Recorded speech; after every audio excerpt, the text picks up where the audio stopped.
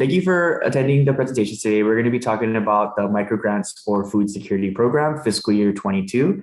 My name is Andrew. I'm from the Hawaii Department of Agriculture's Market Development Branch. So just from welcoming and housekeeping, we're going to be recording this presentation today, and it's going to be posted on our YouTube channel, the Hawaii Department of Agriculture's YouTube channel. So if you want to come back to it, or if you have any friends or family that want to watch this presentation to learn more about the microgrants for food security program, we're going to be posting it on our website and our YouTube. I will probably have the recording posted by tomorrow or later on today.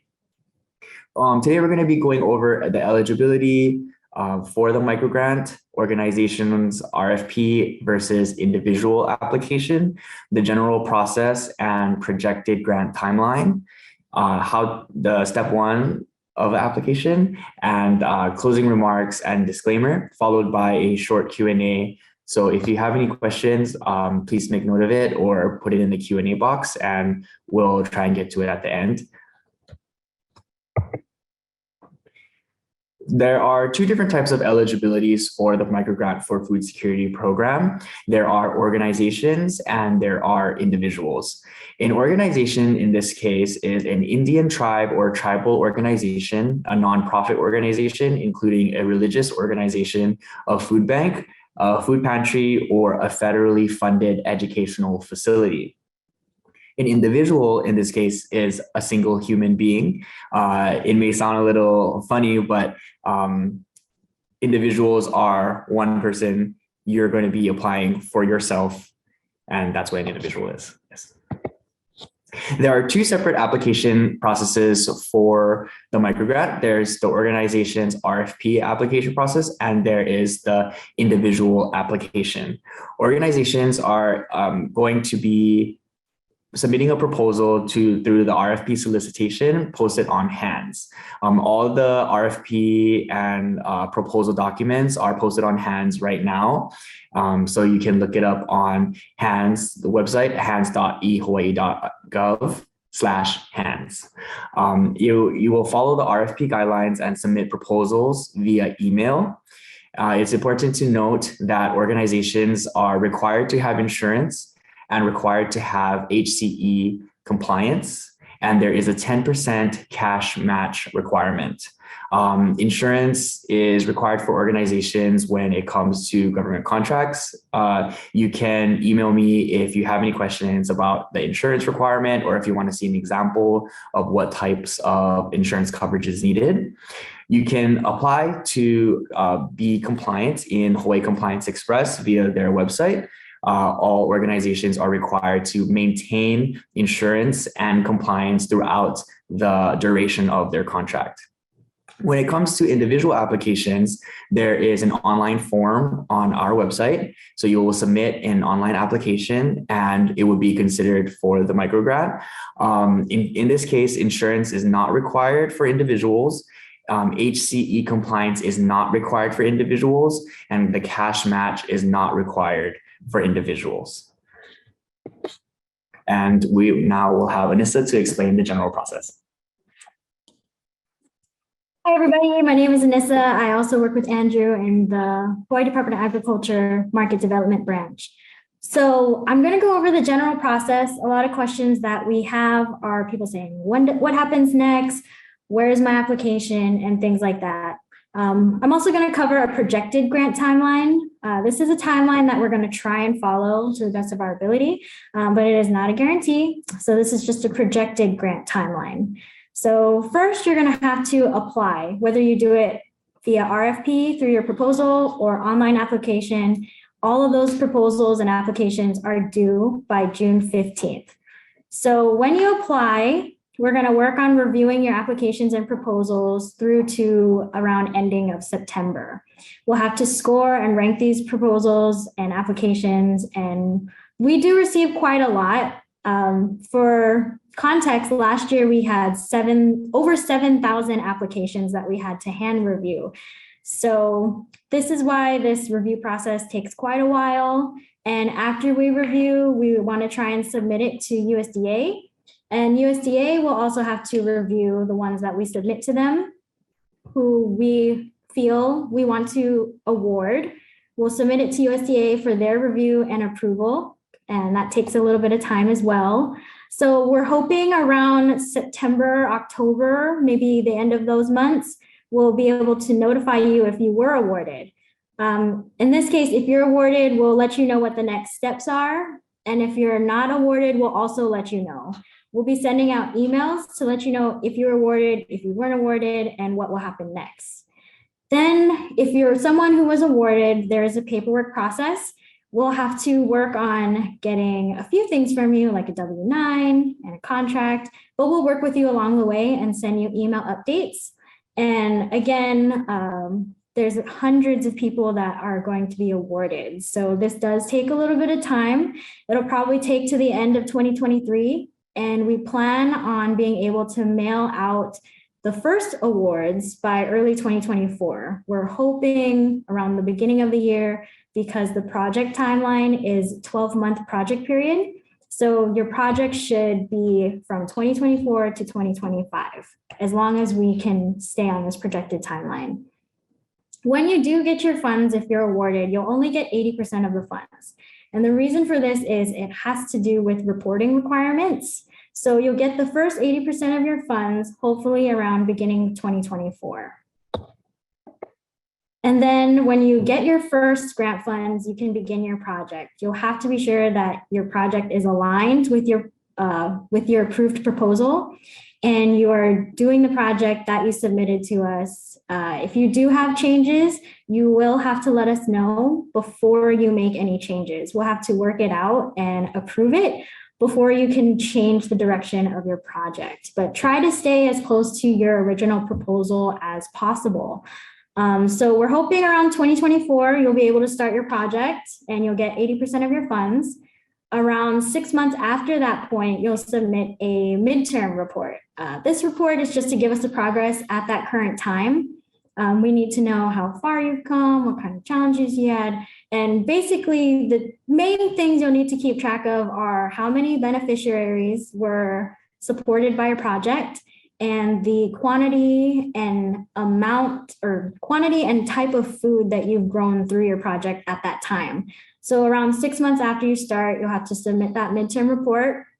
When that midterm report is approved, then you'll get the last 20% of your funds. But you'll need to promise that you send us a final report. So that last 20% of funds is to finish up your project.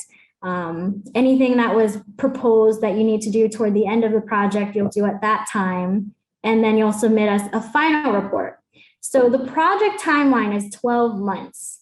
6 months after you start, there's a midterm report that's due. When that is approved, then you'll get your last 20% of funds and your project will end on that 12th month. You'll have around 2 more months to submit your final report. So final reports are due within 60 days of your project completion. And at that time, you'll let us know your total number of food that you grew, the total amount of beneficiaries that you helped, and any other things like challenges that you had and accomplishments you made through this project. So from 2024 to around early 2025 is projected you'll finish your project. So where to start? We're looking at our application and we're going to do a run through. And this application is for individuals. Again, if you are an organization and you're going to apply through RFP, please visit the HANDS website and type in microgrants under opportunities. But as I go forward, this is how you're going to fill out your application as an individual. There's 2 ways you can get there. You could just copy and paste this link. We tried to add the link to the chat for the Zoom call, but we only have a Q&A box, so sorry about that. But it's on our website. If you go to the HDOA webpage at hdoa.hawaii.gov, you'll scroll down to the right. I'll walk you through that, and then you'll see our link. You can click on it, and it opens the form. So now I'm going to take you to this should be showing the microgrant page. I'm going to go back real quick just to show you how to get there from the home page. So this is our homepage. Again, sorry, I have to repeat myself. This is how you get to market development branch. You scroll down to the agricultural development dropdown and market development branch. And this is our application form. It's good. All right. Glad you guys can see the form. So you'll see all information that you need for microgrants here and the link. So when you click on the link, oh, sorry, I clicked on the wrong link. This is the form. Important to note at the top of the form, there is the FAQs. So if you have questions, most of the questions that you have are answered in these FAQs. If you ever get to a point where you see something that doesn't quite make sense or it's not answered in the FAQs, definitely give us an email or a call. We'll be showing our contact information again through this process. So FAQs right at the top, and our deadline is June 15th at noon. Please keep in mind, we won't review any applications that are sent in after that time. So you'll start by putting in your first, middle, and last name. Of course, only first and last name is required, but it might make you wonder, why does it say primary applicant? Well, this is just the main person who's going to be in charge of the project, who's going to be keeping track of the food that they're growing and all of the data. They're going to be the main person who is actually running the project. We will need your phone and email. It's very important for us to contact you. A lot of our contact will be through email. And this is where you'll put your address. We will need both a project address and a mailing address. So where are you planning on doing your project? It could be at your home, same address, but also sometimes there are addresses where it's a location that doesn't have a mailbox. In this case, you can put your mailing address there. That way we're able to contact you through mail. If we need to mail your check, we have your mailing address already, but we also need to know where your project is going to take place. As an applicant, you'll need to be over the age of 18 and a resident of the state of Hawaii. You'll confirm that by checking the box.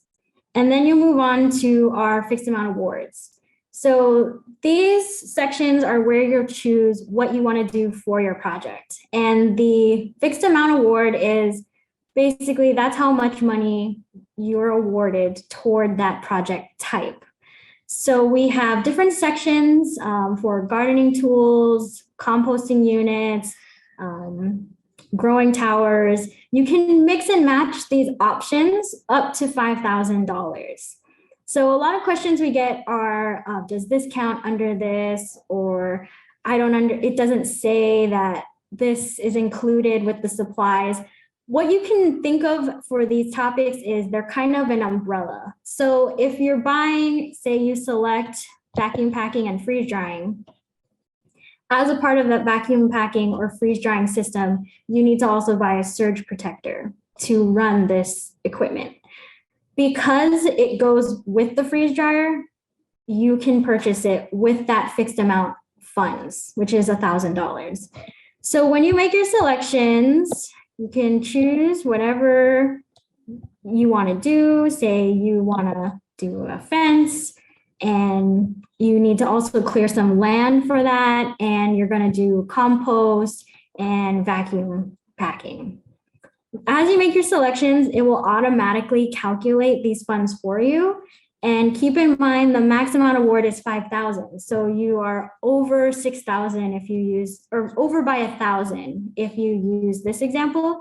So we'll go back and say, maybe I won't do fencing, but I'll do everything else. In this case, you're underneath the 5,000 max. And it's already calculated for you, so you know how much you're applying for and what kind of projects you're going to do. Another thing is, if you apply for these things, you need to stick with these things. You can't try to change it unless you let us know and work with us, and we have to approve it first. So then you're going to get to your project description and measurable section. This is probably the biggest part of your application, and it's the most important section that we will score from. You will have to describe a number of things, and they're all listed here underneath the box. So you'll need to tell us basically, what do you plan to do? How are you going to do it? How much food do you think you're going to produce over the 12-month project period? How will your project help with food insecurity? How many beneficiaries are going to be fed or supported through your project? And this is going to be direct and indirect beneficiaries. You'll have to describe where your project will take place. Is it going to be on your lanai? Do you have an acre in your backyard that you're going to grow? Do you have multiple acres? Or is it going to be smaller, like in your kitchen? And just wherever your project area is, like your garage, if you have some grow towers in there, you want to describe that. And also, how are you going to do it within 1 year and what that timeline looks like? So from month 1 to 2, I'm going to purchase all the supplies and the seeds. Months 3 to 4, I'm going to set up my growing tower, and so on and so forth. You want to explain to us how you're going to do it within 12 months and the plan to get there. And then also, how are you going to measure all the food that you grow? Do you have a scale? You're going to count by units. Do you have gallon jugs that you're going to measure how much food you have? How are you going to do it, and how much you think you're going to grow through this project? How you're going to do the project on time within 12 months. So you have to explain all those things, around 250 words or less. It's a little more. Just try not to go way over 250. Try to keep it 250 words or less. Then you'll select how many beneficiaries your project is going to support. And direct beneficiaries are people that are within your household, within your family, that live with you, who are directly benefiting from that project that's happening there. Any indirect beneficiaries are people that you're going to share or sell or donate the food to that are outside of your personal household. This can't be hundreds of people. You're not going to be giving your food to the whole state of Hawaii. You're going to be giving it to probably your neighbors. And if it's more than 6, you can choose 6 or more, but those are what indirect beneficiaries are. They're people that don't necessarily live with you, but you're still giving them food from the project. And you're going to answer yes or no. Have you been a recipient of a Microgrant for Food Security Program Award? And then there are about 9 acknowledgement sections. You just have to read through those and initial.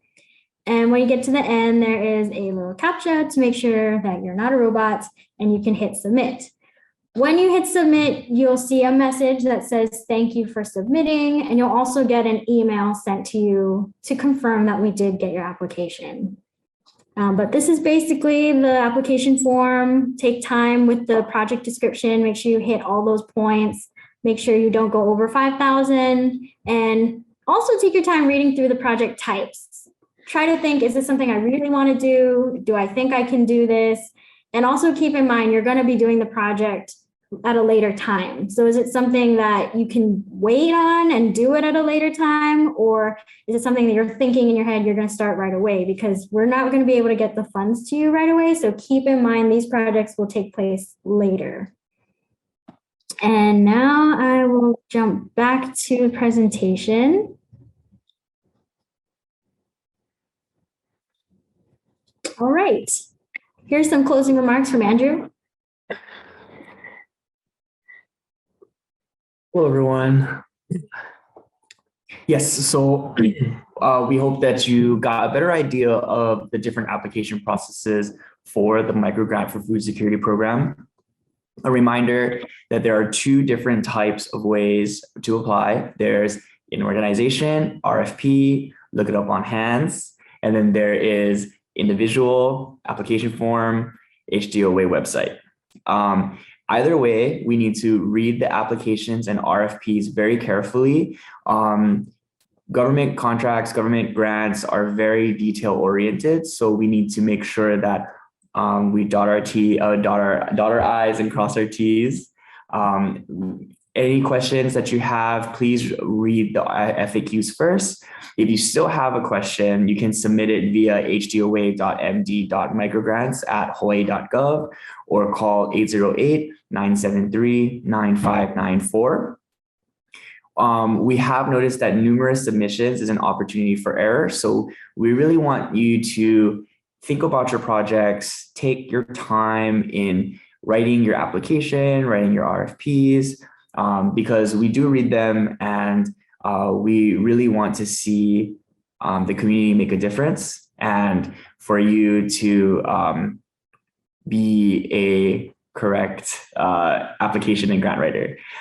You can review your application before clicking submit, and HDOA will consider your most recent submission. FY, this is the disclaimer. And thank you. So let's look at some Q&As that we have here.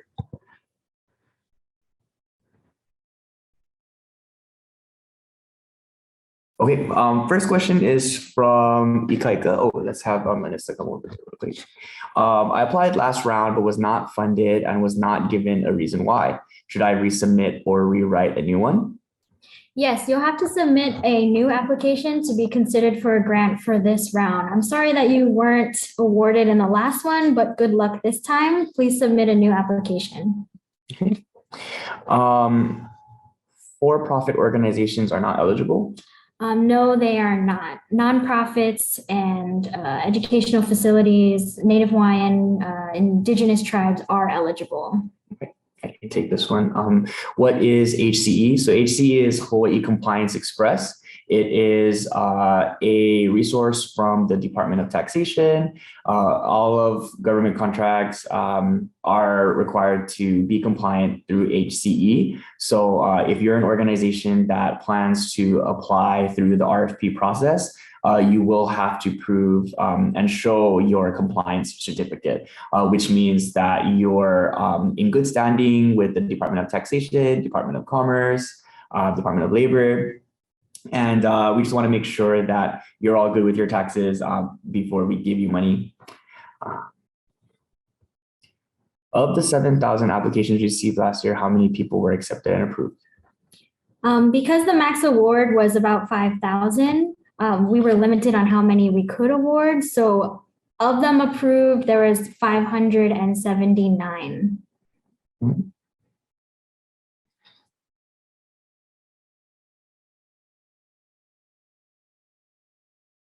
Are you ineligible without a W-9? You don't need the W-9 to actually apply. That W-9 will be needed after you're awarded. So you don't have to worry about that when you apply. You're still eligible.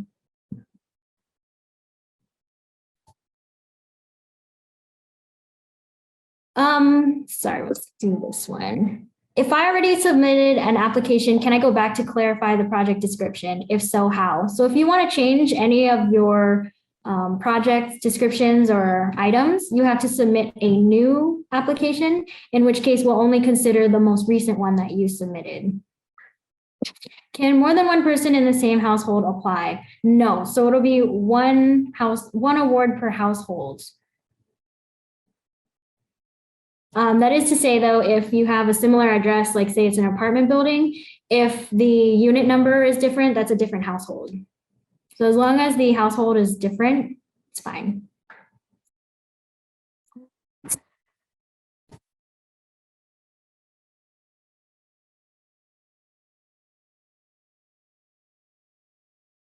How can you estimate how much you produced if you've never done something like this before? Just give us your most sensible and reasonable guesstimate.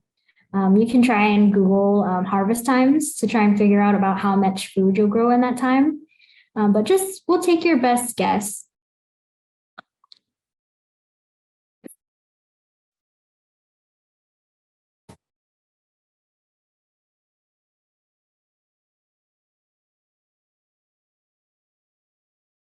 Be a form provided to record and submit midterm and project reports. Yes, we'll be in touch with people who are awarded for further processes on that, but we will be sending out templates and forms and so on. What types of projects stand out? Does the number of beneficiaries help?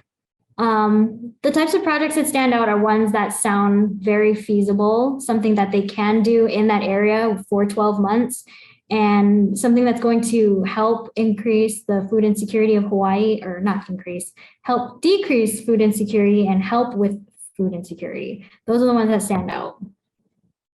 What if my crop takes more than 1 year to produce? This is another question that's also in the FAQs. If it's something that takes more than 1 year to produce, you would project how much you could produce in a year. Okay, everyone. Well, that concludes our presentation today. Thank you so much for attending again. We look forward to reading your applications, reading your proposals. Once again, the recording of this presentation will be posted on the YouTube for Hawaii Department of Agriculture YouTube, and also the link will be posted on the Hawaii Department of Agriculture website.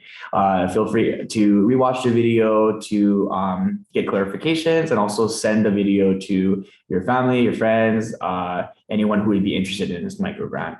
Yeah, sorry if we didn't get to your question. You can always read through the FAQ page and see if it helps you there, or contact us here. And thank you very much for coming. Thank you, everyone.